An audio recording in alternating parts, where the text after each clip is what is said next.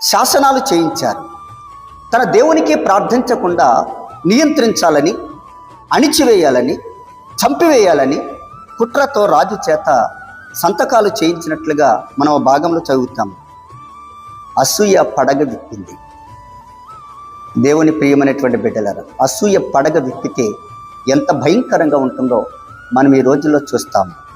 చాలా దేశాలలో నీతి కలిగి, యథార్థత కలిగి, సత్యము కలిగి జీవిస్తున్నటువంటి వారి మీద వారి కొరకే కొత్త చట్టాలు సృష్టిస్తున్నట్లుగా, ఆ మతము కొరకే కొత్త చట్టాలు సృష్టిస్తున్నట్టుగా కొన్ని వర్గాల వారు కొన్ని వర్గాలను నాశనం చేయటానికి కొత్త చట్టాలను సృష్టించటం, నియమించటము, అమలు చేయడము అనేటువంటిది మనము బైబిల్ గ్రంథంలోనే ఉంది.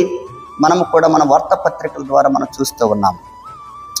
అన్ని దేశాల్లో జరుగుతున్నట్టుగా మన దేశంలో కూడా ఇటువంటి ఏదో ఒక వర్గం మీద అన్నట్టుగా అనుమానము కలిగించేటట్టుగా ఈ చట్టాలు ఉండటము మనం గమనిస్తూ ఉంటాం.